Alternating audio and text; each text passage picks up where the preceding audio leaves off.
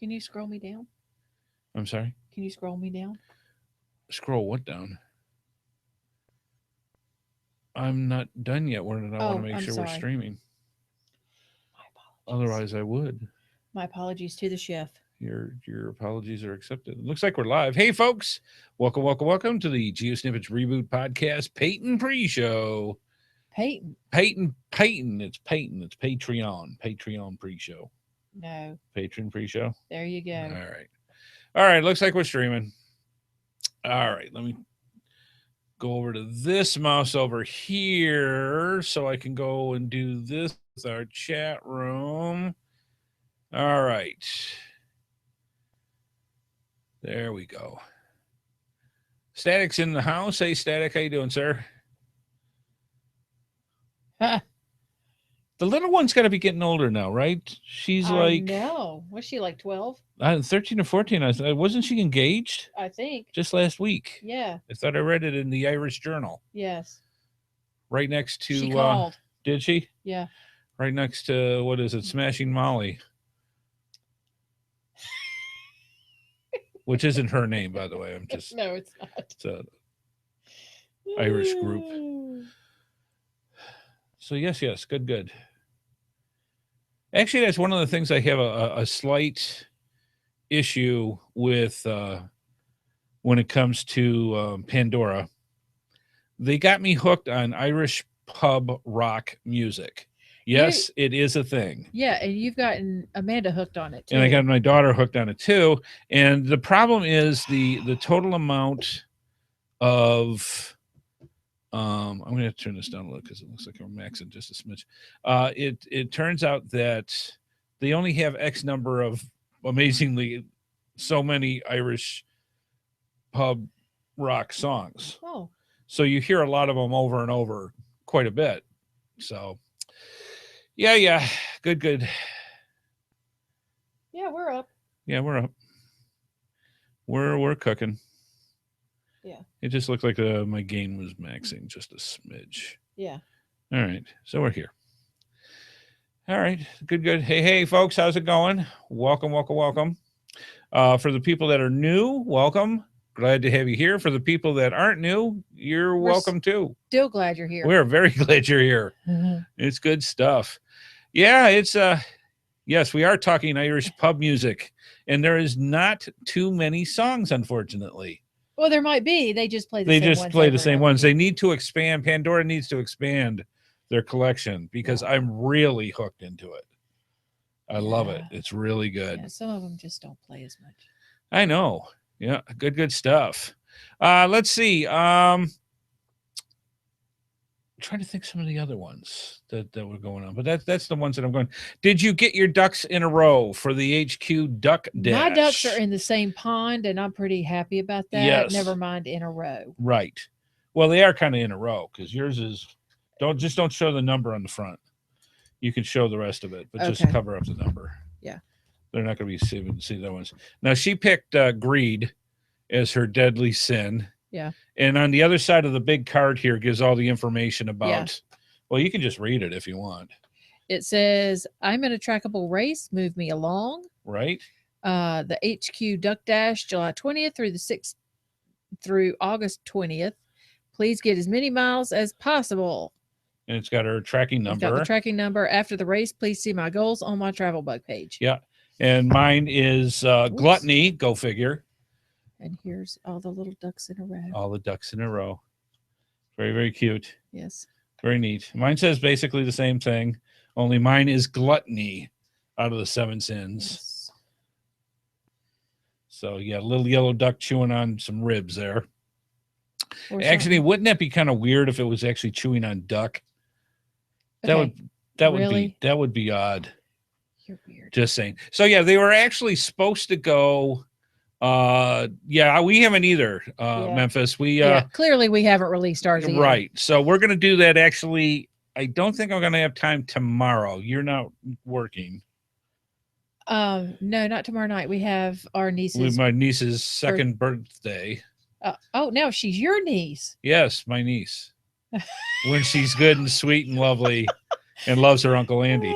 Now she's His niece. Yes, when she's cranky, temperamental, and otherwise being a small child, then it's her niece. I see. Yes. Otherwise, if she's sweet, all mine. Uh-huh. Yeah. Yeah. Especially when she likes wrestling and jumping and pulling on your beard. Pulling on my beard and playing with my watch.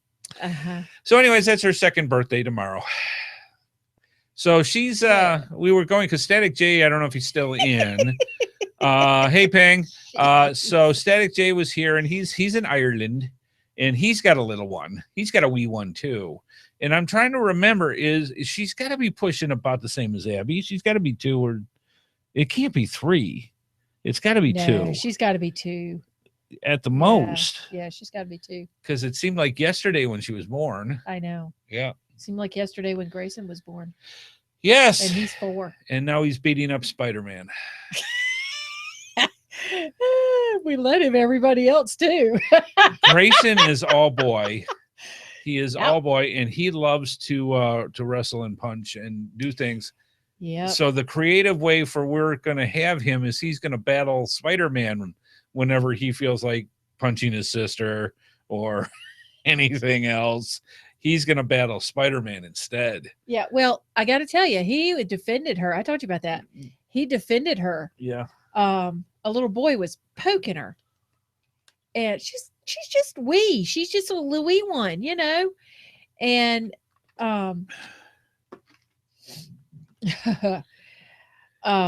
and she would be knocked down, get back up, and the little boy would poke her again and stuff like that. And my nephew, he got in between the little boy and just stood there and stared at him. Did a stare down, and it's like, come like, on, you better pack your lunch because it's getting ready to be on. And the little boy started to poke her again and thought twice about it and left. Yeah. Because Grayson was getting ready to knock his lights out. Yep. So, yes, Memphis, as much as we really were... he really wanted to go to Denver. Yes. We just couldn't do it. Couldn't swing it. Well, there's a club that you can get into that I think would have been awesome. Do you now? Yeah, there's a whole geocoin for it. Uh-huh. There's a mile high club for geocaching. Yes, I know. That if you find a geocache over that certain altitude, you're in the club. So, all right. So Memphis coming here, looks like. So that's good. Yes. If you didn't know, Geo Woodstock 15 is going to be here in North Kakalaki on the west side, the mountain side of the state. And yeah, it's going to be a riot. We're going to have a good one. I am very much looking into, yes, you do. He's got the Mile High Club geocoin as well. Yes. We have the big North Carolina event is NCGO's Fall Fling, which comes just before Halloween, late fall, go figure.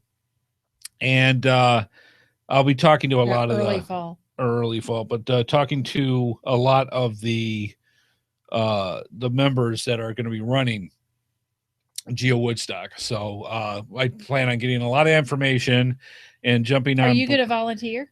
I am going to volunteer. I don't know what they want with me, but I'm going to volunteer. I will be doing stuff at the. Good. Yes. And what fun is it going to be if they make me the spokesman to go and do all the promoting for it? I can't promote myself on my own show like that. Who's going to interview me? Are you kidding me? I'm just saying. Joshua. Oh, yeah, we can get somebody. I got stuff to do. Yeah. I got people to hang out with. Yes, I know it. So just saying, it's going to be nice. It's going to be good, and I can't wait. Oh, yeah. Apparently it rained all last year at Fall Fling. Oh, yeah. Yeah, we couldn't make it. There was something came up right at the last minute. Yeah, we went the year before and it rained too. Come to think of it, no, it didn't. Yeah, it did because that was the Michelin Man thing. That was 2 years ago, huh? Yeah, I know. Yeah, it rained then and too. It didn't. Yeah, it did. It poured. Okay. It poured because Michelin Man got We've got a new one on the way. All right. Congratulations. He's growing his own crew. He's going to have his own Irish pub Wow, band. you didn't want to sleep before. New baby Robinson for Static J. Congrats. Yay. Man, they're going to have their own rugby team by the time we get over there. Yeah, this is only their second. I know, but by the time we get over there. Oh, I know. I'm going to just saying. So, yeah, congratulations. That's fantastic. Yeah, really. You can never start too soon for the geocaching accounts for children. I know. Yes, that's amazingly good. Excellent stuff. So yeah, fun stuff. We're excited. These are gonna be going into the duckies are gonna be going into the there's a travel bug hotel right next to the airport that people are known to frequent and take those. So hopefully they'll pick. It's an airport. Yeah, because it's an airport. What did I say? I don't even realize what I said. But yeah, so. You said they frequented. I'm like, yeah, because it's an airport. Well, it's not at the airport. It's near the airport. Okay. You can't have it at the airport. They sort of frown on things like that. Okay. So yeah, you can go through. But amazingly, I bet you there's Pokemon that are in the airport. Wouldn't that cause some interesting situations? Okay. Just FYI, as a disclaimer, please do not walk out or try to walk out on the tarmac and get your Pokemon. You do not have to do that. No. It's much easier to walk on another plane because you saw one and go get it. It's easier that way. Lord knows where you'll end up. Or leaving security or going into secure that. areas or going into customs because there's a puffy fluff there. Puffy fluff. Yeah. He makes them up now. I'm just saying.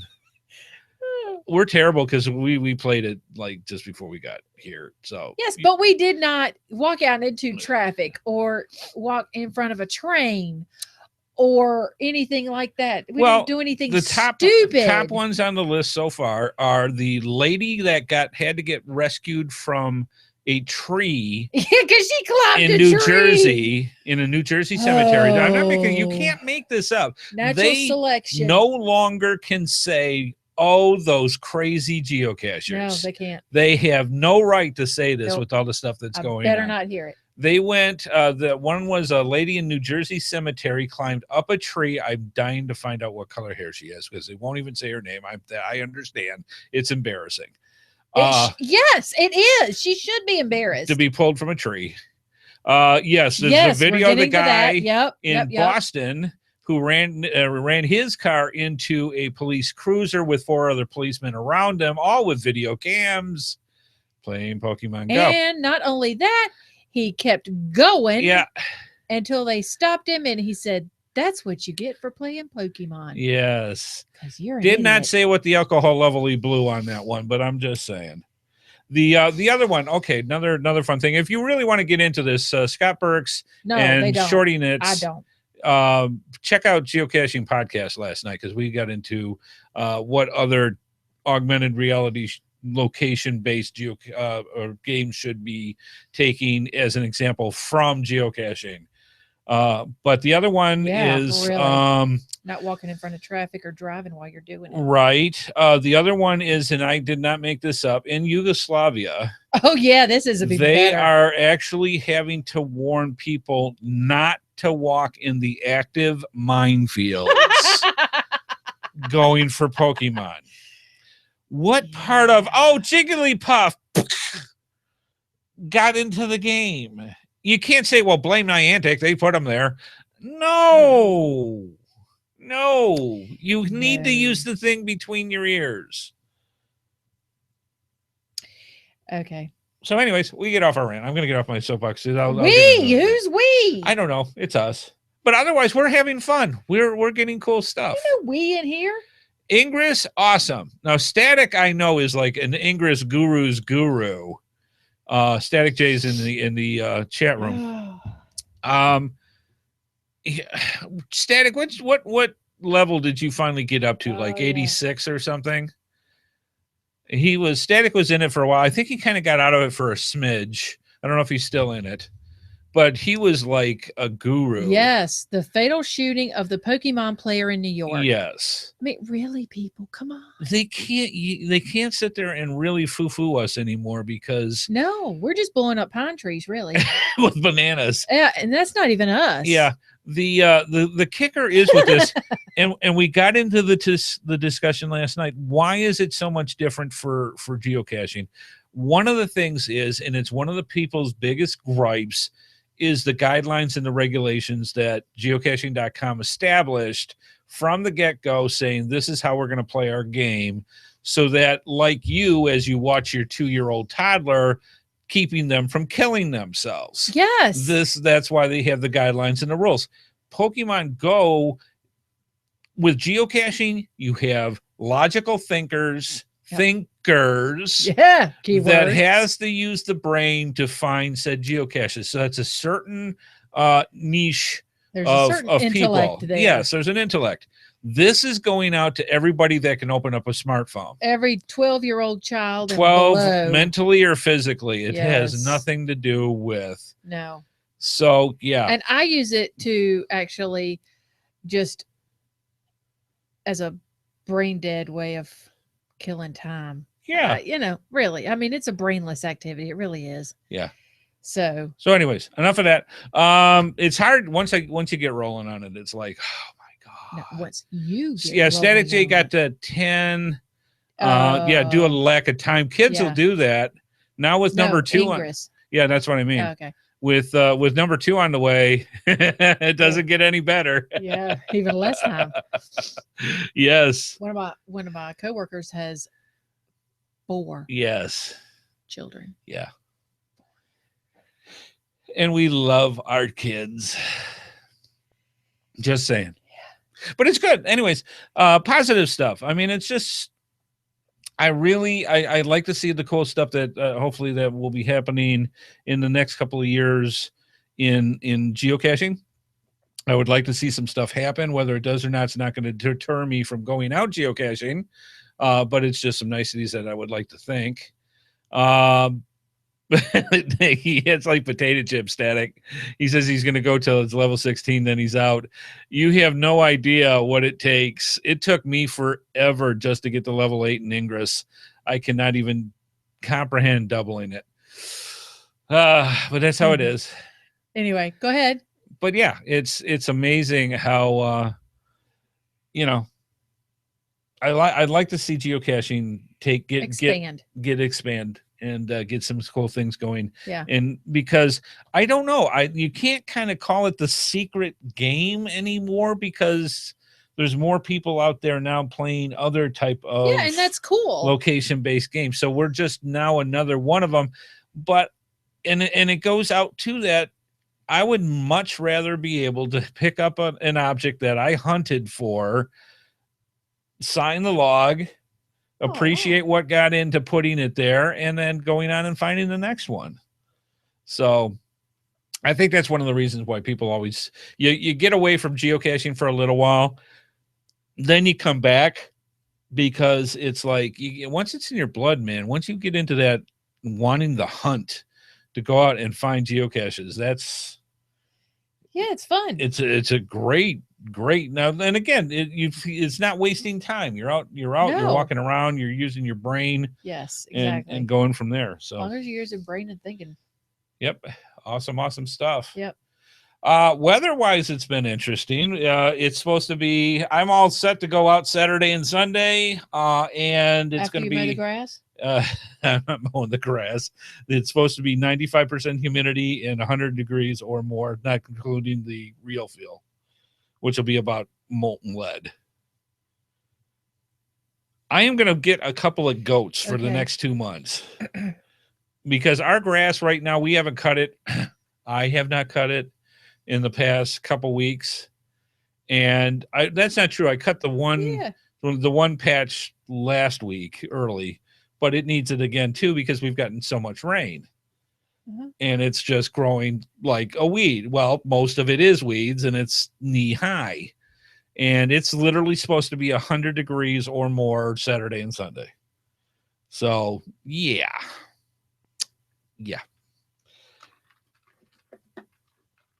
but that's all part of the fun. Don't give me that look like, why aren't you doing it?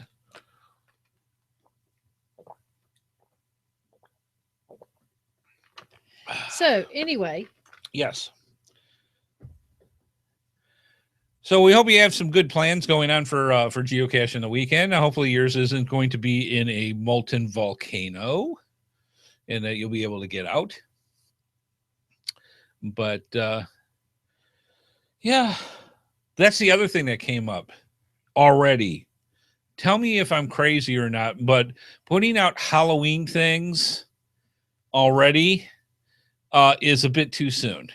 Call me crazy. Okay. But putting out Halloween stuff, let's see, we're mid-July, August, September, October, in the second half, 3.5 months. And they already get ready.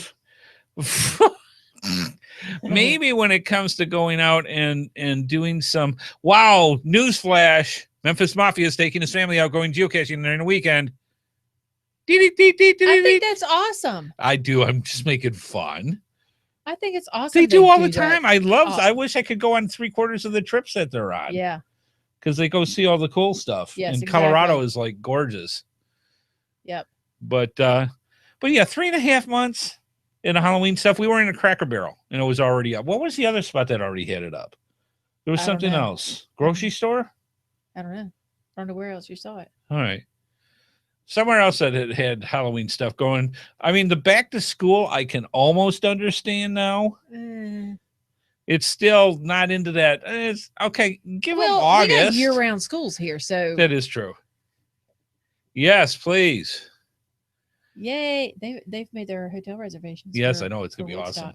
It's gonna be awesome. Good stuff. Yeah. So we were just saying, Ping, it's gonna be. It'll be a bit warm this weekend. Not early in the morning. Then. Anyway. Wow. That's it? That's all you got? No, I could go on. Okay. Since I have to work that day. Here we go. From 10 to 7. I mean, holy smokes. 115. 115 in Arizona at 5:30. No, you know. That's all right though. It's a dry heat, so it's like what, 75 here? No. No. I'm sorry. When the temperature gets over a certain temperature high or a certain temperature low. Apparently, they do have some humidity in Arizona. Okay. So when they say it's 115, there is some humidity. Yeah. But it's nothing like it is here. Yeah. Nothing. Okay, so Static J's got it here. It's 20 degrees okay, Celsius. Google. What is 20 degrees Celsius in Fahrenheit? Oh, Lord. 68 degrees. I would kill for that. I would kill for 6. We have no idea what 68 degrees is. I'd kill Hector for that. Not really. I searched in a thunderstorm for that stupid cat. And found out it was still in the house. Yeah. But yeah, it's the weather it makes or breaks you when it comes to going into geocaching. And this year has been a hot summer. It went beautiful spring, furnace. Yeah. And away it went. So I can't wait till it cools off just a little bit. Oh, I want it to cool off a lot. Yeah. Oh yeah, believe it, like Pink said, that's cold. Yeah, 68 degrees.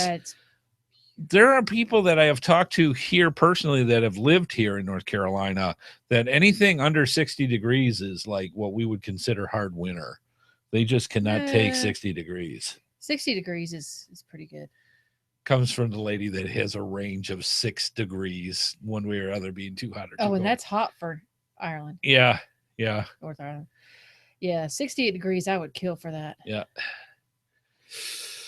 54 degrees Fahrenheit and lovely sunny midwinter here. Oh, wow. Midwinter? Yeah, there's southern... that's New Zealand. I keep forgetting. Southern hemisphere. Okay. That's awesome. Yeah, because they're right literally midwinter. Yeah, I'd be in a hoodie. Yes, 54 wearing a hoodie. Yeah, I'm in a hoodie. Oh, I love it. New Zealand, here I come. Yeah, I'm telling you, the election's coming. We can't wait. And we found out we are not the only ones doing that. Well, we talked about that. Yeah. There is a news article, an actual news article. Was that the Post or something like? It was a actual, reparable newspaper, and they had an entire article about all the different somebody people. in our chat room Told us about it, and the people are moving to New Zealand depending on said that we had started something. Yeah. We're first. Hopefully we're trendsetters. Just get us those tickets, man. We're there.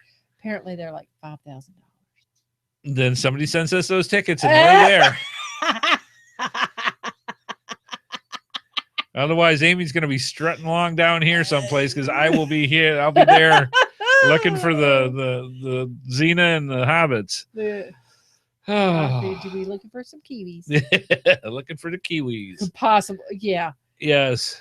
It's already gone wrong. Wow. Anyway, we won't get into that. The New Zealand Herald had that. Yeah, thank you. So yeah, it's amazing. And we'll see what happens. We'll hold our breath. Well, actually, I'm not holding my breath. I'm not holding my breath. It's not worth holding your breath about. Yeah. But we shall see. Yeah. All right. Well, let's see. Yeah, the debates will get higher ratings in the Super Bowl, probably. I probably will, just to see how bad they are. That's gotta be. I mean, I don't know how many they have. They usually have 3 major ones in a presidential at least. That is a set of train wrecks I gotta see. It is like a train wreck. It's like it's going to be bad. I'm bringing the popcorn for that one. Yes, I'm bringing the popcorn. Yeah. Because that will be a whole level of mudslinging that I don't think we will have ever seen. Yes, and it's going to be like mud, so yeah. And I don't get into politics with people at all because I've got my own feelings, and people can have their feelings, and that's fine. Yes, but it's just one of those things. We both do. Yeah, we make it Irish dual nationality. I love that. Yes, absolutely Irish. Yeah. So yes, I think that will be awesome because technically I'm a hot mess. Yeah, that is. Woo! Yes, indeedy. So yeah, that's funny. Yeah, we're gonna have fun. All right. Well, believe it or not, half hour's gone by, and I can't wait. We're about ready to get moving on to the show. So let me get a couple of things ready here, and we are just about there. So I'm going to press this little button right here.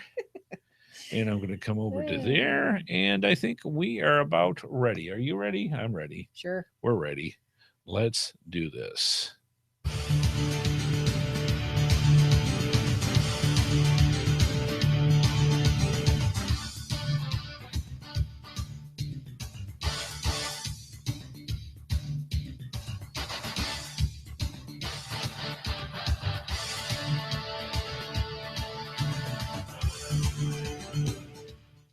Well, hello, and welcome.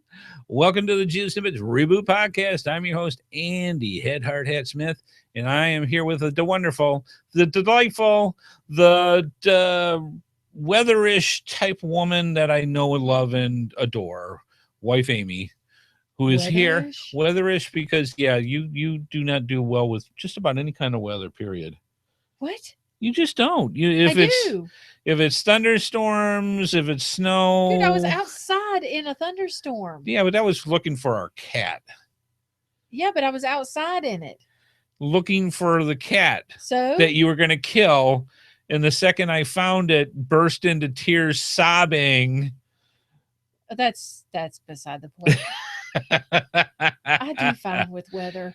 As long as it's 75 degrees, sunny, and, that way you're great. Whatever. I'm just saying. So anyways, welcome to the GeoSnippits Reboot Podcast. I'm your host, Andy HeadHardHat Smith, and I'm here with the wonderful wife, Amy, who is very loving and trying her darndest to keep up with me in Pokemon Go. I'm just saying. I could beat you if I wanted. It's funny because we were at our, now for some reason, because it has 2 Pokestops right next to each other, is our hangout spot at the moment. So we're really at this restaurant, so we're eating dinner, and she's like, ha, level 17. And about 10 minutes later, ha, level 18. So yeah, it's. I said, don't blink, baby. I'm right behind you. All right. It is July 21st, 2016. And yeah, we got a really, really good show for you tonight. It's going to be a lot of fun. Let's see. As far as things going on, we have, and I'm going to cover up the thing here because this one's actually the number. Wife's Amy. We haven't put them out yet. Have you got your ducks in a row yet? Wife Amy has the Greed Deadly Sin, the Deadly Duck, and we made a laminated. I don't think you can see too well this the thing, but we made a laminated card that goes along with it, saying we're in a race for the next month, and then after the month, go through and check out our trackable page. I've got one too for mine, and we're actually going to put it into. We've got an airport near us. And it's got a travel bug hotel. So we're going to put them in there and hopefully somebody will pick them up and move them along and we'll get some miles on them. I have no expectations whatsoever. They're travel bugs. You really should not have any kind of personal attachment to it. It's kind of like watching a shooting star. Enjoy it for the moments that you have, and then it's gone. Well, so that's how travel bugs work. They're ducks. They're cute. They're cute little ducks. You can squish them down. You can squish them. And we've seen people already with some creative stuff with somebody had some that light up. Yep. And blink. Yeah. And stuff like that. So there's all sorts of different ones that are out there. And a frog, yeah. 2 ducks and a frog. 2 ducks and a frog. So that's been going on. It's been extremely hot. It's continuing to be extremely hot in North Kakalaki. We've got predicted 100-degree days coming up for the weekend. So I'm going to try to get out. I've been trying. I really am liking the Geo app that I want to do the review on. I just haven't been able to get out because Pokemon Go took my whole attention, and that was it. So I really want to get out there and give a good review on it. And I'd like to see the things that I've seen already. So we'll be testing that as well. And again, Pokemon Go has been taken on the mainstream for pretty much the entire planet now. I know Japan's supposed to be going live with it. Yeah, I don't know when. And they were supposed to go live Thursday, and some things got spoiled, and they delayed it, which makes no sense to me whatsoever. It's like, no, don't send us more money. We don't need that. It's like, yeah, all right. So that's going to be going on. And that's pretty much it. Yep. A little more geocaching. Hopefully, I can't wait till the weather just dials down just a little bit more so we can get out. Yeah. And then now things are changing with you where we're going to have more time to do stuff. Yes. So that'll be good. It's bittersweet now, but it'll be good because we'll actually have time together to be able to go out and do things together. And I'm very much looking forward to that. I just have to stop in and say hey periodically. Yes, absolutely. Let's see. So you may ask yourself, I didn't mean to depress you, don't get upset. So you may ask yourself, why do you want to see this nice man who makes ladies cry when it comes to? I'm just saying. So how can you watch the show live and generally get in touch with Amy so you can help her out and come up with strange ways of picking on me now since I made Amy sad, and I apologize. Or get in touch with us in general. Watch the live feed and join us in the chat room by going to www.geosnippits.com on Thursdays at 8:30 p.m. Eastern Time.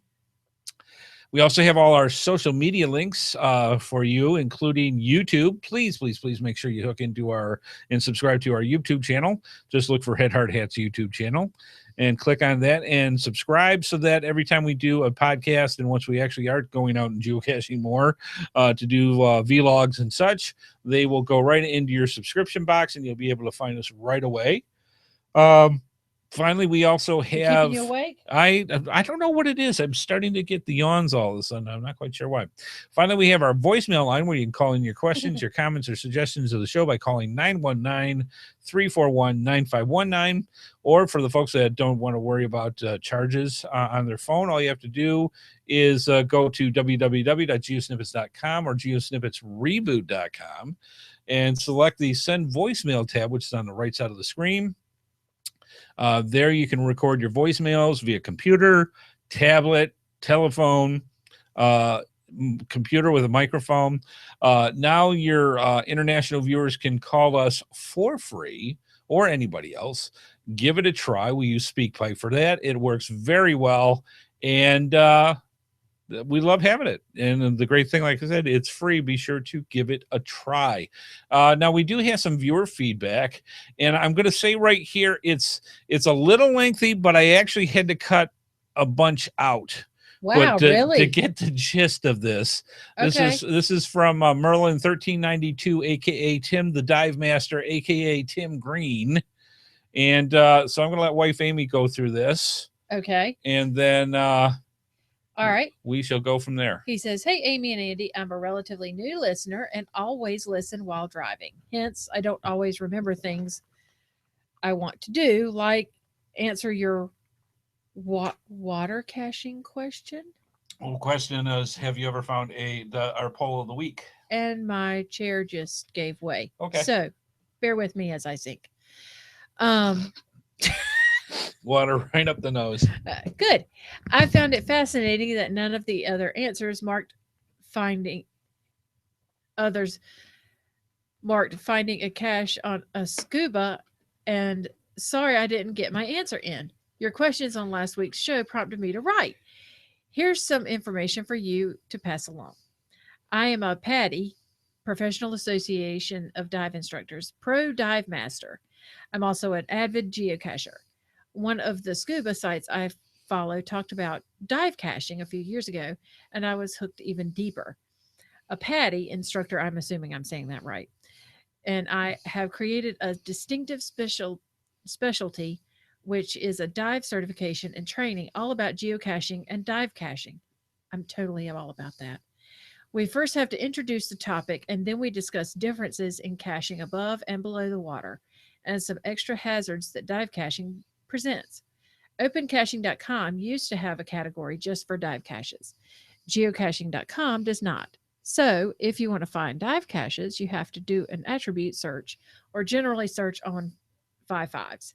I haven't asked yet, but hope one day geocaching.com would add it as a cache type. If you want to know more, let me know. I've talked with Sunny and Sandy, Scuba Radio, and have 2 articles in FTF magazine. Your live shows are generally too late for me, but I'm always happy to discuss my 2 favorite hobbies, geocaching and dive caching. Our favorite saying from Scuba Radio is that it's always better down where it's wetter. Thanks for the show and keep on caching. And again, thank you to Merlin 1392 for that. Tim, thank you. Awesome stuff. Yeah, that is great. I would love to try. Yeah, as she adjusts. Oh yes, as she adjusts her chair. As you can tell, we're still using the broken one till we get a replacement. But yeah, I would love one. I used to skin dive. So I was used to snorkeling, that type of thing. Believe it or not, I actually was thinner at one time and rather active and loved to swim. Never got into scuba diving, though I would love to. That would be awesome. I would love to do that. And I actually know somebody who teaches, but... Yeah, my uncle actually was a scuba instructor as well. I just know he moved to another state, and I never got a chance to do that with him. But yeah, would love to go scuba diving or dive caching. That would be awesome. Put out a whole geo trail of dive caching. That would be kind of cool. All right. Anyways, good stuff. Let's move on to, we don't have our poll of the week this week because somebody forgot to put it up. So we've got something instead from Geocaching HQ. So I thought I would put this. Bit me. The guy doesn't like ugly. So the this comes from Chris. Then you better stop thinking ugly. Chris Ronan from Geocaching HQ. He says, hey there. Today, and this is a little dated, Geocaching HQ is announcing a fun summer promotion to the community via our weekly newsletter and the geocaching blog. Mission GC souvenirs are available the weekends of, and you want to write this down, July 30th and 31st. August 13th and 14th, and August 27th and 28th. Our week prior to 1 week prior to each souvenir window, Premier members will receive an email with an encoded message. Decoding the message will unlock instructions for securing, Oh my gosh. for securing the souvenir. So 1 week in advance, you get an encoded message. If you're Premier, you decode it and you get instructions for securing the souvenir. Information is made available to basic members on the morning of the souvenir release via geocaching.com, the geocaching app, and Facebook and Twitter. Mm-hmm. So apparently the Premier people get a week extra to figure this out, is how that works. Okay. Read all about it in the geocaching blog, Yours in Caching, Chris Ronan. So thank you, Chris, for letting us know. So again, for the people, just so that you get those weekends marked off, July 30th and 31st, August 13th and 14th, August 27th and 28th. Get them in your calendars, and we will go from there.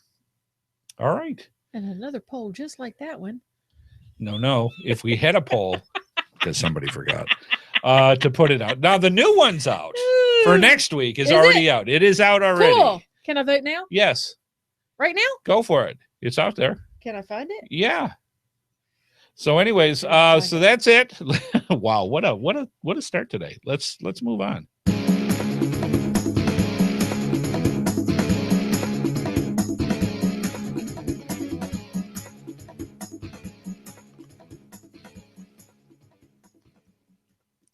Tonight's episode is brought to you in part by GX Proxy and gxproxy.eu for Europe, for cachers serious about leaving their mark. Google Plus. And also by coinsandbins.com. I'm going to sit here and chew on an ice chip. The best place to get custom coins, geocoins, lapel pins, and patches made. Go through our GeoSnippits links and use the promo code HeadHardHat for a 10% discount. And FYI for our listeners, you can sign up for their newsletter to get notified of when new coins and patches are available for sale. We're very thankful to all of our sponsors. And if you want to see more of their products, be sure to go to our GeoSnippits websites and simply click on their logos. Not only do you get great deals, but it helps our program as well. Absolutely. Moving on.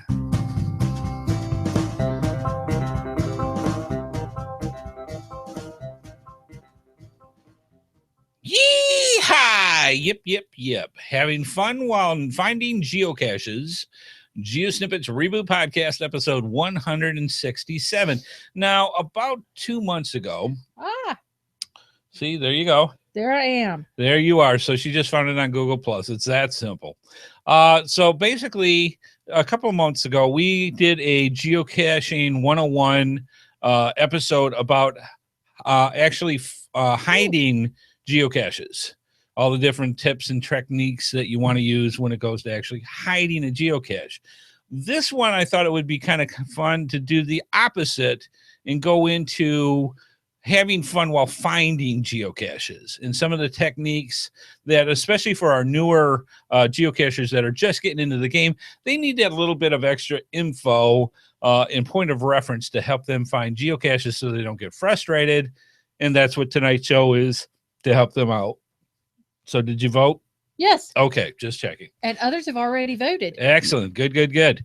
Yep. Matter of fact, if you have us in your Google circles, the second that I put out the poll, it goes right into your Google circles, so you can actually vote right then and there. Yes. And we're laughing because? I can't say.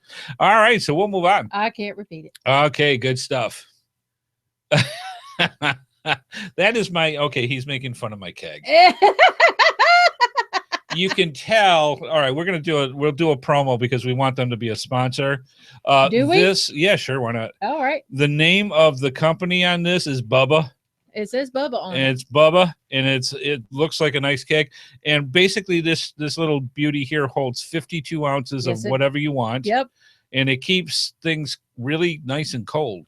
Or hot. Or hot. I don't know how it knows the difference, but that works wonderful. So I literally will have ice 2 hours after I put it. Yeah, we've gone to parties in that and just brought ours each Yeah. And like, hey, we're ready. Yeah. And go with that. So anyways, that's our little plug for Bubba. Anyways. Good stuff. Whatever. So anyways, thought it would be fun if we would go and talk about basics about actually finding a geocache. It sounds easy, right? Sure. You get the coordinates. It is for me. X marks the spot. X marks the spot, and voila, right? Simple as that. I don't think so. So let's just talk a little bit about what makes finding a geocache so much fun. Some of the things are pretty common sense if you're a geocacher because you've done it. For people that aren't, this may help you a bit.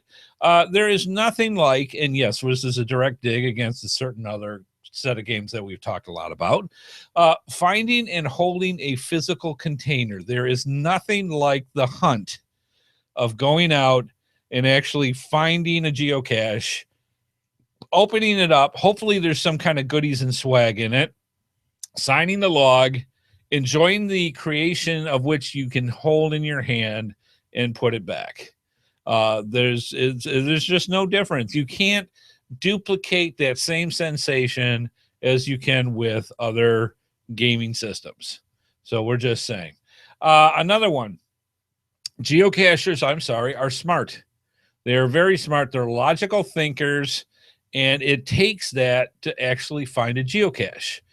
These are made to be hidden. Even the ones are still hidden in some form very easily. And sometimes they almost actually have a neon sign that says geocache. Yeah, but in most cases they are camouflaged. The general public cannot. Right. Public. Yes. Cannot see them. Yes, them U, too.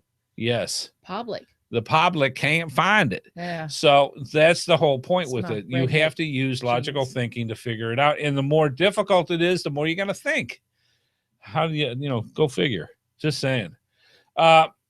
Plus, just plain going on the adventure wherever it takes you.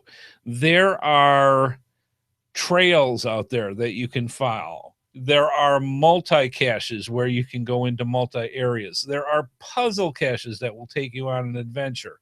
There are single geocaches that will give you into a scenic area you didn't even know was there. That's the beauty of geocaching. There is so many different ways of going out and enjoying the adventure of being out and finding these things. And finally, many people put in an incredibly good story behind the geocaches that you can get wrapped up into and get into the theme of whatever you're looking for. And it all blends together really, really well. What's that? Nothing. You're just giving me this look like I just tooted or something. Sorry. You're just giving me this look like, what did you have for dinner? And I'm sure you caught it on the camera here. So I did not mean to. I'm sorry. Once again, I give this wonderful theatric build up, and she ends with, God, what did you eat?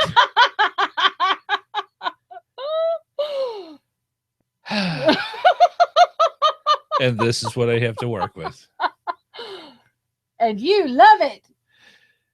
I can leave. So anyways, no, you've done all the damage you can. No, I can't say that. Yeah, I was going to say. Don't challenge me, son. Wow. So anyways. He had chicken in his dream. Thank you. With coleslaw and french fries. Thank you. It was delicious. Smithfield's restaurant. You should try it if you're in the South. Yes. Anyway. Okay, so geocaching base. Thank you. Let's do some geocaching basics, shall we? Yes. All right. Go ahead. If I was to say to you, wife Amy. Yes. Say to me. No, I can't say that. I got to say what's on the paper. Say to me. The geocaching sense. What is it? Oh, it's how you. See, I know what it is. I just can't describe it. Okay, let me give you some hints. Is it built on experience, including many learned points of reference? Why, yes. Is it possibly intuition? Yes. Is it possibly luck? There's a whole lot of that. Is it a deep need to play Spider-Man while geocaching? No. Spider sense, geocaching sense. It's a pull on words. Yeah, okay. Yeah, I don't feel the need to. So the geocaching sense is used in what would give you a reference of a geocaching sense? Ew? Are you back to the chicken and shrimp? No, I'm boiling nettles. Down. Okay. I'm not even worried about that one. So anyways. Okay. Geocaching sense. Yes. Stick with the topic. Sorry. Hey, what is it? How would you describe geocaching sense besides the facts of which we have in front of you on the show notes? It's how you find the geocache. It's how you find the geocache? Yeah, that's the only way I can describe it. Okay. It's how you. Is it a sense, like a sense of it's you getting exhilaration a sense of and knowing that it's nearby because you have your aha moment before you even see it? Sure. Yes. Okay. Wow. It's not how I would describe it, but okay. How would you describe it? I was trying to tell you. Okay. Go for it. It's just, to me, it's how you know the geocaches in the area and how you feel about it. Very good. I'll thank you. Let's see. Do I have it here? Yes. Very good. See, don't put words in my mouth. I'm just pushing on you like you've been pushing on me with Miss Chicken and Shrimp. That well, they wanted to know what you ate. All right. So I told them. You are good. You are wise. So yeah, basically, see what I have to work with. So the whole point of it is when you go out geocaching. Oh, there's a point. Yes, Yay. and you get enough experience under your belt, you start getting a sense of when finding a geocache where it may be. Mm-hmm. And sometimes it's something you see will trigger off something, or it's something that a glint of shiny might catch your eye. It may be that intuition feel of, wow, I really wonder if it's over here. Those are the type of things that happen. And yes, sometimes it's just plain dumb luck that goes on. The idea about playing Spider-Man, that's a whole different thing. You can do that if you want. This is kind of like that cache that you went back for the GPS and I had found it before you came back. And I said, I'm a genius. Yes. Yes, it is. Yes, that's what happened. There you when go. I found the cache. And you exclaimed you were a genius. Yes, I said, I'm a genius. Yes. And you said, well. And I rolled my eyes. Anyways. No, you did. So I couldn't. There was another person a muggle there that I was trying to explain what geocache was. All right. So there are many different ways of finding that geocache when approaching ground zero. Some of the hints that we want to give for newer geocachers that you may not have tried when finding a geocache, some techniques that actually work for you to do that. So before we actually get into the techniques themselves, let's go into why sometimes it's hard to find a geocache. Why is it so hard? A lot of times we rely so much on our devices. We have GPS units, we have smartphones, and sometimes they do not work the way that we would like. No, we do not. And sometimes we do things that are called the geocaching dance, which is rather humorous to either other geocachers that know what you're doing or to muggles that are going, I don't know what they're doing. Like, wasn't he just over there a second ago? Where you're looking at your GPSR and you're following it, and suddenly it says it's 85 degrees to your right and 80 feet that way, and you spin around and you go that way, and then it says, no, sir, it's 30 degrees that way, another 30 feet, and you spin around this way. Next thing you know, you're doing the cha-cha in the middle of the woods or the local area, and people are looking at you, and all you're doing is just watching that GPS trying to find ground zero. That's what a lot of times we refer to as the geocaching dance. So what causes that weird effect of the bouncing arrow? So if you've ever seen this on a GPSR, you're walking along and all of a sudden it goes, it's not here, blink, it's over here, blink, it's over here, blink, it's over here, blink, it's over here. And if it does the blink noise, you probably ought to turn it off and restart it. Yeah, I was going to say, you may need new batteries. But normally in a case like that, what'll cause interference for a GPSR is heavy overhead coverage. So if you have a lot of tree coverage over you, the power lines will do it. But any kind of trees, foliage, mountains, if you're in a valley or a holler, the walls will cause problems with that. If you're in the city buildings themselves can cause refraction of the signal. So you can get all this interference, which sometimes makes it almost impossible to find the geocache. Oh. Now, with smartphones, you don't necessarily get the bouncing arrow. What you do get is the dang arrow hasn't moved in the past 60 yards phenomena. It just sits there. It doesn't bounce. It just sits there and looks at you like, what? Smartphones just have a bad problem with that when they have interference. It just seems like it locks. So what can cause this to happen on a smartphone? Well, basically everything that we just talked about the GPSR unit. And keep in mind, GPSR units have a stronger antenna, a stronger signal, and they're meant to work outside. So your phones do not. They have a lesser antenna, lesser strength, easier to get confused and interference. So that can happen with that. There can be what I call a Wi-Fi crossover. So if you're in an area and a lot of the smartphones these days lock into Wi-Fi, whether you actually have to go in and say, yes, I'm on your website. Yes, we're connected to the internet and go that way. Yeah. Just getting hooked to those sites can cause your Wi-Fi to lock. Yeah. And just even if you're not even hooked into their website, it's enough to stop the arrow from moving because it's locked from one website to the next. Right. Or the phenomena of going out of a Wi-Fi area into an area that has no Wi-Fi. There's a transfer time that takes for the signal to start working. You're out there walking in circles because it's not doing what it's supposed to do. And if you don't have a GPSR secondary with you, you are in a mess of hurt. A mess of hurt. I could come up with other ways, but this is a family show. And that sounds real bad. It's bad. So, and even with that, there are situations where you have your phone could be overloaded due to the amount of available memory you have. If it's writing to storage a lot because that's filled up, the age, all the stuff that's on your operating system. I mean, there's a ton of things that can slow down a smartphone anyways, let alone in a situation where you're getting a constant GPS signal and trying to get it to work with a map. Uh-huh. So I'm just saying this can be all the things that can cause confusion when you're out there using your devices. So keep that in mind when you're out geocaching. Some of the other stuff that you can consider as well, finding ground zero techniques.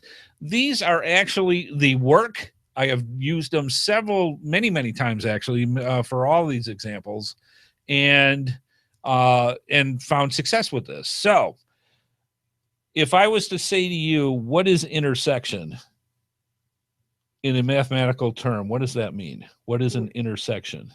Where the X and Y axis meet. Very good. Where you have two lines that meet in the center. That is your center intersection point. Very good. You are smart. You get another bell.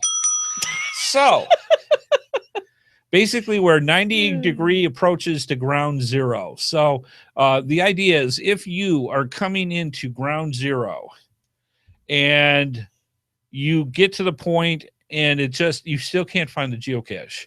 If you're coming from the north to the south, and you go right past it and you go past zero and you're 30 or 40 feet the other way, come around from east to west and come in that way for where you think ground zero is. And coming in from that much of two different angles, you can actually find out if you're looking at two different ground zeros, which happens because you're coming from two different directions. And then you can kind of come up with this one over here says ground zero's over here. This one says ground zero over here, and kind of mission the area to see where it is. Intersection works really well, especially in heavy foliage. I've found for that. The other one I call spiral out. So what'll happen is you've got your hiking stick or a stick or a rock or the squirrel, whatever. You find Somebody's making a squirrel. Very good. Yeah. Squirrel. So you go out and you find ground zero and you take said hiking pole and you put it in the ground where ground zero is, the GPS says is. If you cannot find the geocache where ground zero is, spiral out. Literally start where, kind of like Dorothy on the yellow brick road. You start on the end and you literally walk in a circle with bigger circles and you spiral your way out as you're looking. And eventually you're going to find the geocache. Hopefully. Either that or you're going to be very dizzy and way out in the middle of nowhere going, when should I stop? Use common sense. Just saying. Yes, please.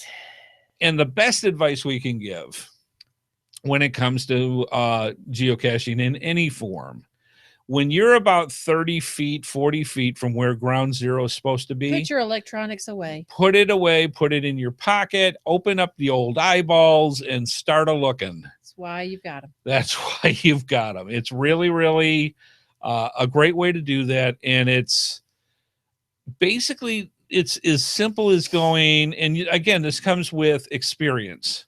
You too can yell, I'm a genius. I'm a genius. If you sit there and look at a particular area, you're going to go, if I was to hide a geocache that was a small, where would I put it? Oh, Lord. I say that all the time. I do. Yes. Don't I? Yes, you do. Usually right before you find it before me. So yes, you say to yourself, if I was going to hide it and I wanted to be really creative because I know that this is a difficulty of 3, this is where I'd put it. This is where I'd put it and start looking. Yeah. So use that philosophy with it. And usually we hear, aha. Yes, found it. Aha. Or look what I found. And go that way. So yes, put your device away. Quit trying to chase that little bouncing arrow and go look for the geocache itself. Remember to look up. Not all geocaches are on the ground. I'm just saying. Yes, that's another.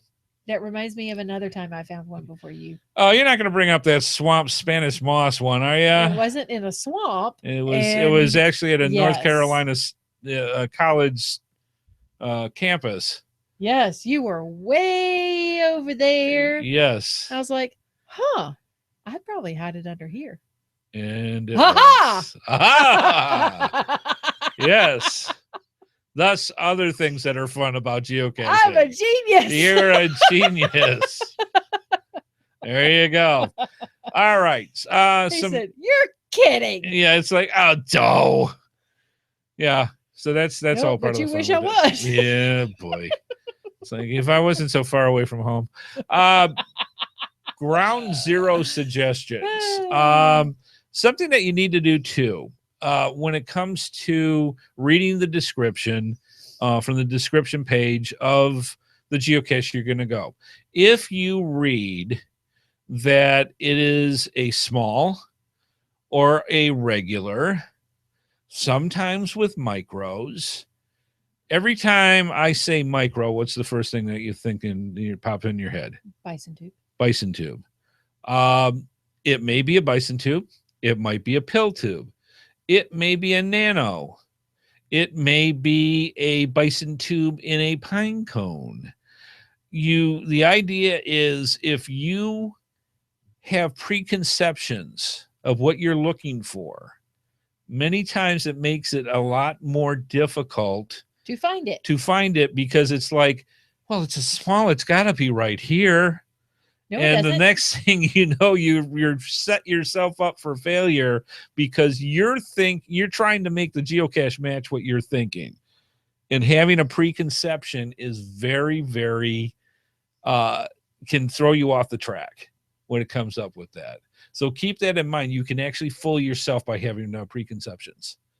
When it comes to ground zero suggestions for nanos, keep in mind they're magnetic. Use the force. Under, up, inside, within, high. Those are different things that you can do with nanos. You can put them under things. You can put them up high. You can put them inside things, within. Nano and magnetic, you have a lot of opportunities of placement with a very, very small container. Bison tube inserts. Those are when you buy certain bison tubes, inside they'll have those little plastic inserts that actually people use for geocaches. They're not the most waterproof thing in the world, but they are so small they fit into any nook and cranny a nano or a bison tube wouldn't fit in. Makes a great geocache. Keep in mind, micro can be very, very small. There are different things that you can do. Like, for example, you can take nanos and put them in molds, resin molds, or forms, and only the cap sticks out. Or you can flip them over and the mold that you made covers the nano. There is and I'll put this in the show notes from one of my old GeoSnippits, where we called it the evil resin nano geocache.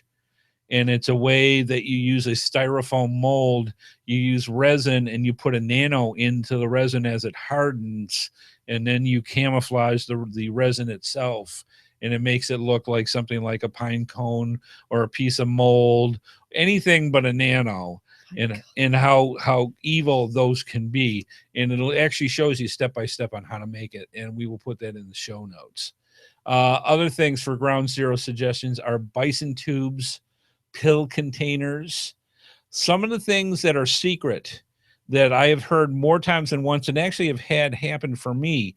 If you go on a nice, shiny, sunny day and you've got the bison tubes or the pill containers hidden in a tree, sometimes you get a little glint of shine off of the bison tube because of the sunlight or the shadowing or the time of day. So keep that in mind. That actually gives you a little clue for things that you can go when actually finding a geocache. Doesn't hurt, and I'm going to just do it all right now, to shake the tree. I'm just saying. You can shake the tree and actually... What? Go ahead. You can shake the tree, and sometimes you can actually see the geocache that way. No, I'm not going to talk about peaches. I'm just saying. You're so 13. I am just saying. Let's see. Camouflage. Very, very cool things that you can do with that. I have seen some evil caches with bison tubes and pine cones. Mm-hmm. We're in the pine state. Okay. So yeah, pine cones are kind of well seen the here. South is got tons of them. So, yeah. But I'm just saying, North Carolina, Tar Heel. Let's see. Concrete. I have seen people take pieces of concrete and glue to the outside of the cap area of the geocache and then slide it into a brick wall. Things like that. You can get really, really camouflaged with that.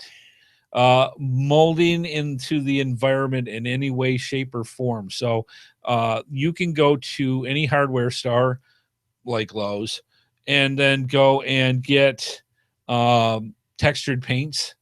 There are so many different metallics and stones and other things that you can do with now to make a geocache blend in. One of the best ones that I ever saw, it was in northern North Carolina. Should have a class there. Yeah, there was in northern North Carolina, and basically what it was an old brick house that was there since like 1800s. That's old. It's old. And there was a fire pit in front of the house itself made of this exact same brick. Mm-hmm. And then when you go looking around, it's like, I don't see it. I honestly don't see it. And what it was an ammo box that fit perfectly inside the wall of the fire pit that was spray painted with textured paints to match look like the brick that it was there. Wow. So the only way that I found it was that I think I just happened to just get enough of a slight difference in the color. I mean, it was a slight difference that it caught my eye, and it's like, what the? And you hit that, you hear that wonderful metal sound, that clink, clink, clink, when you hit it with the with your hiking stick, and it's like, oh man. And then you had to pull it out and then do that. It was beautifully done. Let's see. So molding into the environment, huge things. Fitting in any nook and cranny that goes. It really doesn't take much to do that. And it will drive geocachers nuts because if it blends in too well, they're going to overlook it. Let's see. Bondo. I actually made an anthill geocache with a 35 millimeter. Where I took the 35 millimeter, turned it upside down so the cap was facing the bottom, and covered it with Bondo, and then used texture paints on that, and it just looked like this giant anthill. It was really cool. So yes, there are different things, and I'm sure you can mold it and do whatever you want with it to make it combined. Grapevines. Engage the cloaking device. I don't care, and I've had literally people write and say, Andy, the bison tube was blue and couldn't see it. I don't know what it is about grapevines and bison tubes. They make things invisible. They just have the cloaking field in a way it goes. You can't see them. Grapevines are quite the challenge when it comes to that. Pine trees, great place to hide bananas. I'm just saying. Yeah, pine trees, excellent place to hide geocaches. Holly bushes, we hate them. I'm sure somebody somewhere went, ha ha ha, wouldn't it be fun to put this geocache deep in a bush that has nothing but pointy needles coming out of the edges of their leaves? No, it would not. It is not fun. I do not enjoy sticking my hands into needles. I have actually went to Ground Zero and skipped a geocache because it was in a holly bush. Yeah. Could see it. I'm like, nope. Yeah, could be. Fences are awesome for things like that, because if it's a wire fence, putting a bison tube at the bottom of a wire fence, I'm keeping you awake now? A little comfortable now, apparently. Oh, yes. Wow. Trying to keep her up. So yeah, fences are great. Wire fences are a great place for pill bottles or bison tubes. Excellent. You can get so creative with the caps on fences that you can put in and hide stuff of pretty unique sizes. Yep. If you've seen any of our vlogs, you'll see some of those. We did one in a fence that they had it in the top of the fence post. Right, exactly. Yeah, so that was good. Yeah. So matter of fact, I have flare tubes that are about, 2.5 feet long and probably 3 inches round. And one of those fence posts caps hooks right on top of it. It gives it enough that you can put the whole thing into a fence. Yeah. I've got a bunch of those. So yes, excellent stuff. Great stuff. Local hides, especially with flora and fauna. Be careful of that. Don't put it in landscaping. No. I'm just saying. But when it comes to actually finding a geocache can be a lot of fun, just on the different multitudes of ways that things can be camouflaged. Things that you want to look for smalls and regular geocaches. I can guarantee, all I have to say is the following thing, and every geocacher out there that's done any kind of woods type geocaching will immediately know what I'm talking about and picture in their head. That's the infamous pile of sticks. Nature does not grow sticks side by side all the way across. But when did you become Southern? I lived here for 9 years now. So yeah, there's piles of sticks. I've seen teepees of sticks. I've seen all sorts of different creative ways that people have. Nature doesn't fall that way. It hides geocaches. Logs are wonderful. The nice thing about them is you can hide them around them, in the root bed of trees and logs. Within the gnome hole of logs. I love gnome holes. Yes, I know. And it's just how it is. They're great. They're wonderful. They're cute. And sometimes you can get really creative with those. Trees as well. As long as you take care of them, please don't do anything that's going to hurt them. But there's some fantastic trees that you can hide geocaches in, including up. I've seen people very safely put up pulley systems. I have seen tape measures. I've seen all sorts of different ways. What's that? A cache was just published. We have to leave, folks. Have a great night. We're going to see you. We got to have FTF. Have a great one. How far away? I don't know. Okay, while she looks it up. All right, so we'll go through this. I'm kidding. We're not going to run off. Amy might, but Amy might. We'll go from there. Let's see. Different things that geocaches. They would understand. Yes, geocaches can be hidden in. Look for magnetic doors. Look for all sorts of things that you can do for finding a geocache. Trap doors are another one that you can go through and hide stuff in. We love having hosts that are faux anything. They can be from ceramics to wooden to steel to you name it. If we can come up with an interesting way of camouflaging a geocache into an object or through an object, we will do it. Let's see, rock hides can be interesting. Just be careful of snakes, depending on where you live. Let's see, hidden on a stick in a tree. This was something I saw a lot in Michigan. That my nephews, when we went that one time, really got a kick out of. Basically, what happens is you have a gnome hole. Well, how far away? 5 miles. Really? You have gnome holes in trees that a lot of times trees die out in the center and they're hollow. And sometimes that hollow area can go pretty far up the tree. So what people do is they'll take like a small or a regular size plastic lock and lock box and attach it to a 3-foot stick and basically take it so that you put the geocache on the stick 3 feet up in the inside of the tree. And when you look in, all you see is the sticks, sticking in the ground or leaning to the side. You don't think geocache when you look into it because it looks empty. Really, really cool way of doing that. Another thing, if you really want to weird people out when it comes to geocaching, is attack their phobias. Have fun with that, because nothing will drive certain geocachers more nuts than to see a giant spider or a snake or any other type of phobia going into a dark. The phobias, we've got a million of them. Play with that. There's whole series that I have seen where people hide geocaches of different phobias to go through and make it interesting for it. Why be comfortable all the time when you can make them squeamish? I'm just saying. 5 miles, huh? Where at? 210 and 50. That's over by BP. That's only 5 miles away. I know. Temptation. Let's go on with the rest of this show. All right, so we hope you enjoyed that little tidbit about He's not going to let me go. You can go. Go for it. I dare you. You should sign in.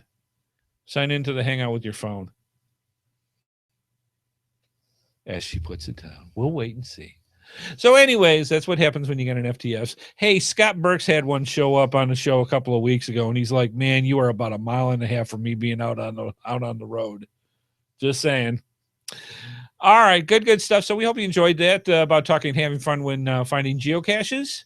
Excellent stuff. And we'll see how long it takes before Amy cracks. Let's move on.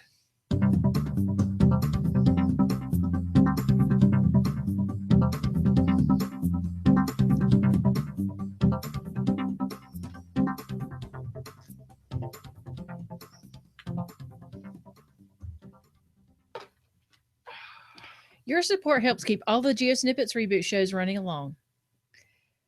Please consider making a PayPal donation through the link on our website to support our efforts and your ongoing entertainment. From all of us at GeoSnippits, we thank you. Now, Ping is North Raleigh, so he's got quite a different route to go with.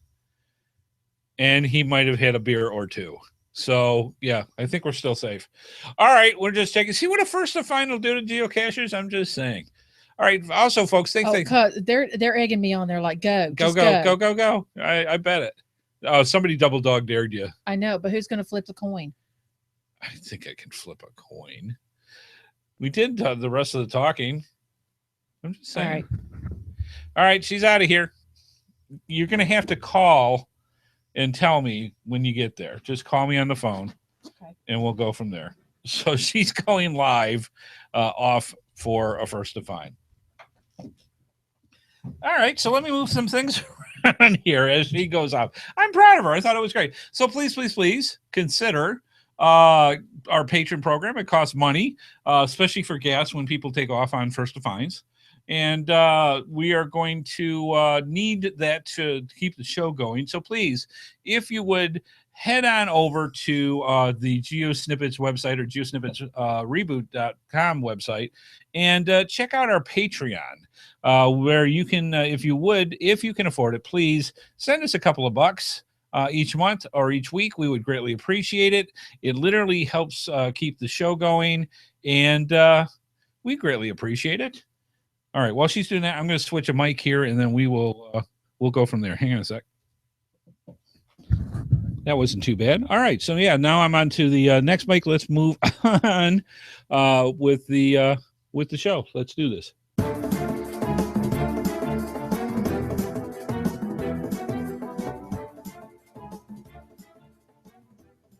All right. It is time for the GeoSnippits Geocaching Cache Dash. So let me explain what that is.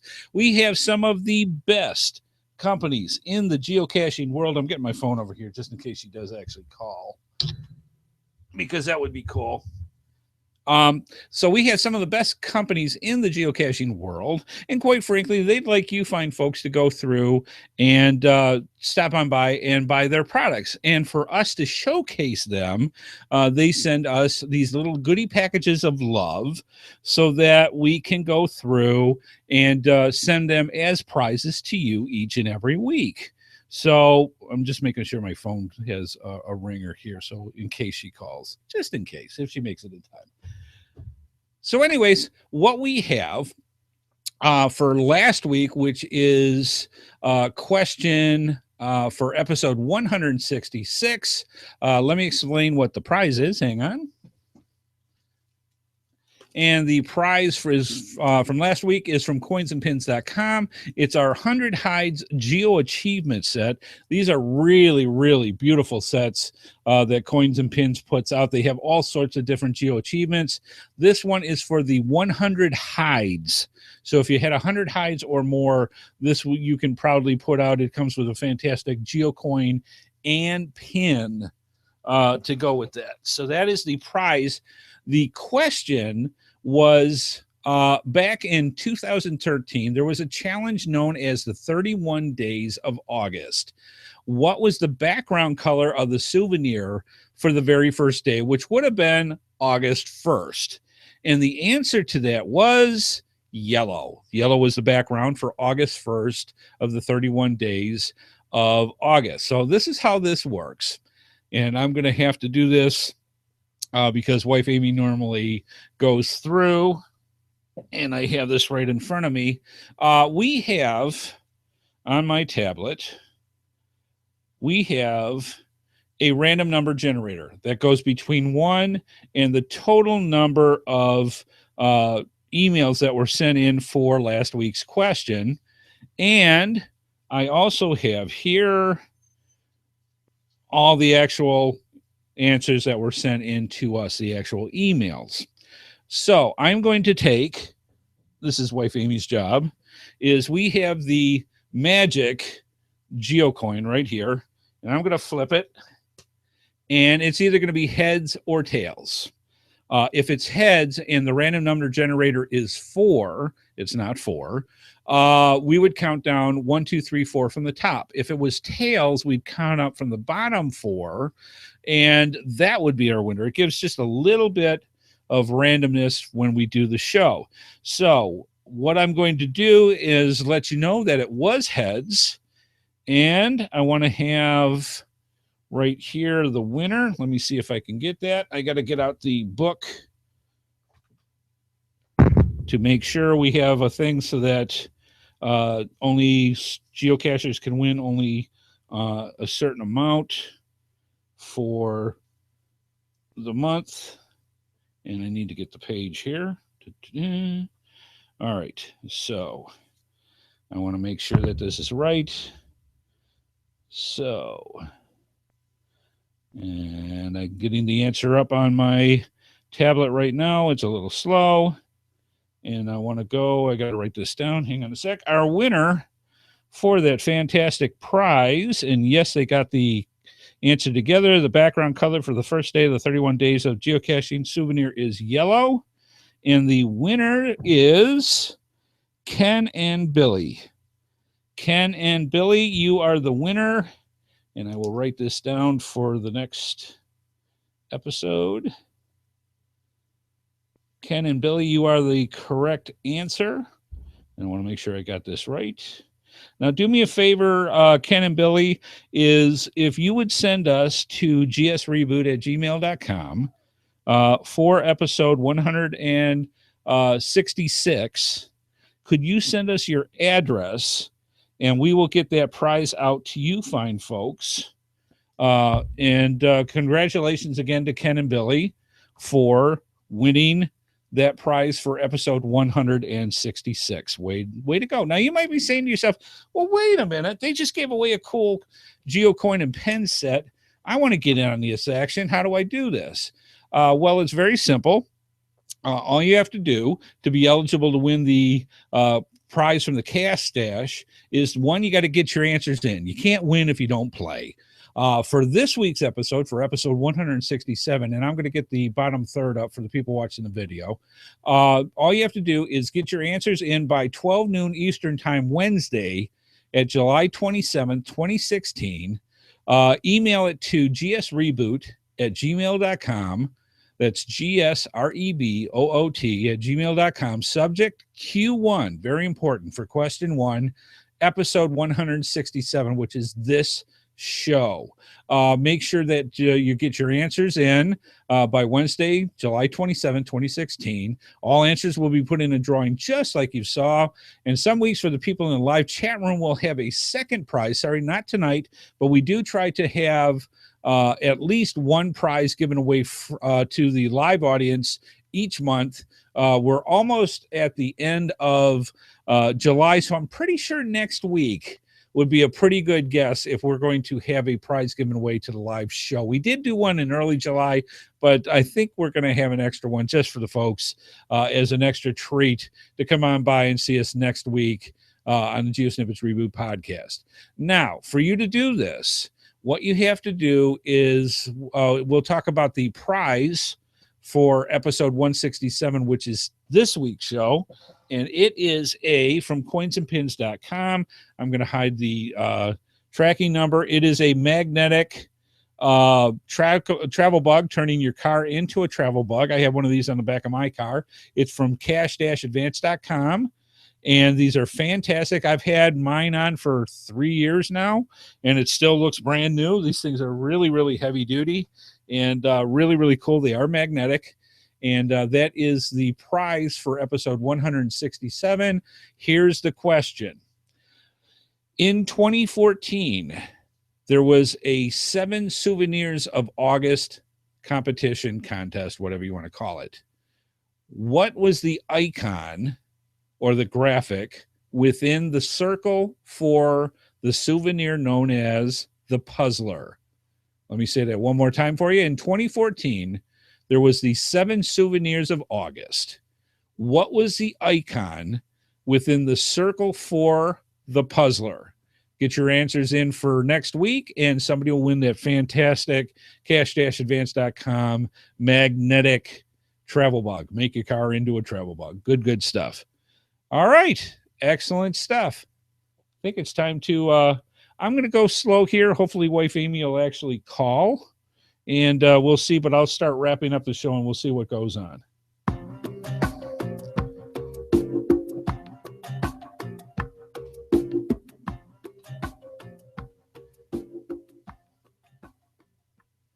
All right. Well, we hope you enjoyed the show, even though wife Amy right now is going on her way for a first to find. It was about 5 miles away. It probably took her she's probably getting there right now. So I'm going to just kind of hold on just a little bit, and we'll see if she calls in with the phone call. But thank you so much for stopping on by. We greatly, greatly appreciate it. Let us know what you think about tonight's episode. If you'd like more geocaching one-on-one, let us know the type of subjects that you'd like to do. Send it in to gsreboot@gmail.com. Put it under show ideas. Let us know what type of show topics that you would like for us to talk for the rest of the year, and we will plan the schedule out for that. And also, thank you so much, because a lot of the episodes that we do are based off of different show topics that have been brought in from our viewers and listeners. So again, thank you so much for that. Second, please consider becoming a patron and for the show, a contributing factor to keeping the GeoSnippits Reboot podcast universe going. We can't do it without you, and we are so pleased that that for the fine folks that do help us out, and we always can use more help. So please, if you can afford it, become a patron and throw some money our way. We would greatly appreciate it to keep the show going. Finally, tell other geocachers about the GeoSnippits Reboot podcast and all the fun stuff that we do each and every week. Think about it. We do 2 shows just for GeoSnippits Reboot. We've got the Patreon pre-show that we do just before the actual podcast, and then we do the podcast itself each and every week. Tell other geocachers, especially a lot of the geocachers that are new, that we give a lot of helpful tips and just plain the fun with all the extended family we have from the chat room and for everybody that watches and listens to the show. So let others know so they can join in on the fun. And I will even say Amy's part right here and close out the show. Thank you to our sponsors, gxproxy.com and coinsandpins.com. Plus our amazing patrons and the people in our chat room. Thank you ever so much. Please keep those comments coming in, and we will see you next time. I won't thank myself because that's part of what she says. Thanks to HeadHardHat. I won't do that. And then there's my part where I say, why, thank you, wife Amy, for all the fantastic things you do each and every week, which she does. Just between you and me, she's not here right now. The show wouldn't be anything without her. We know that. And you guys love it. And we love doing the show together. And again, thank you to wife Amy for everything she does, including going after that first to find in the middle of the show. Hey, whatever happens. Thank you so much. Apparently she's still out there looking for it. We will give full details of what her find is. If she gets her calling in while I'm doing the final credits, I'll keep the thing going and we'll add on to it. But otherwise, thank you, fine folks, for stopping on by. We will see you next week on the GeoSnippits Reboot podcast. Have a good one. Have a safe one. And we'll see you out on the trails, folks. Bye-bye.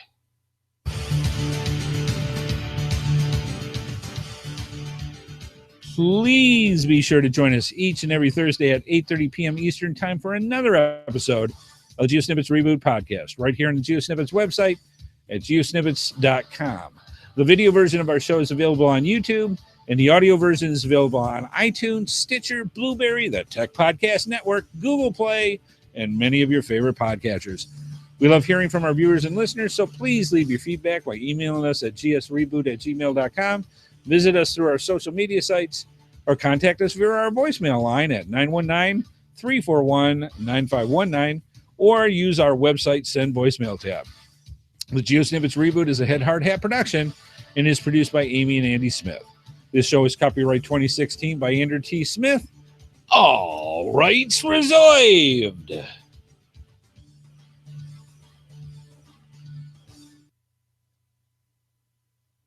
All right, so I'm going to leave this still recording, and I'm just going to stay here for a couple more minutes. If the folks want to stick around, you can, and we'll see if Amy calls. We'll give her a few minutes, and I'll bring my phone right here just in case.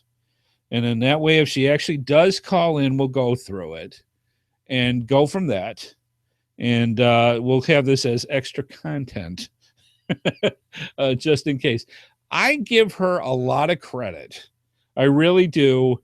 This is interesting for her to go out on her own and actually go for a geocache at night during the show just to see if she can get the first to find.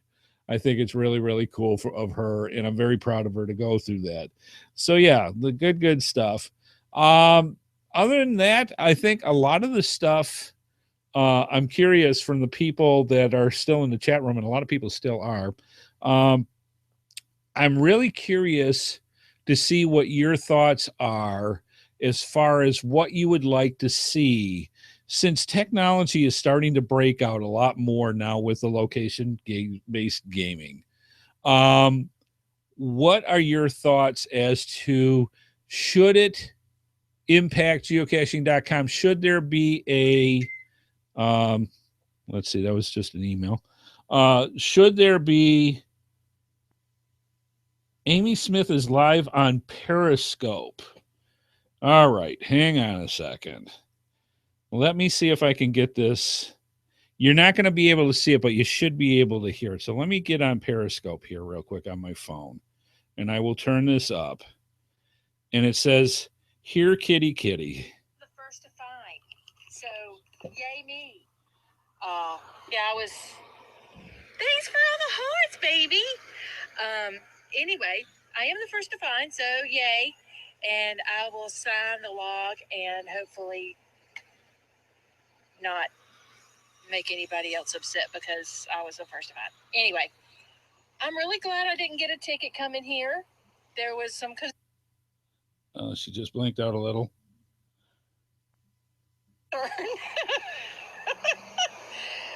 But I did adhere to the speed limit if anybody asks. So, anyway, I just thought I would Periscope a little bit and, oh, yeah, see, this is what I needed you here. Let me show you what it was.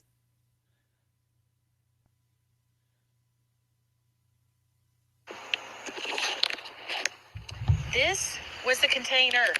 All right. So, Sonny would be very happy. It's a pill bottle. I know, he loves these. It's literally an That's awesome. An uncamouflaged pill bottle. Here's my clean log. I'm so happy.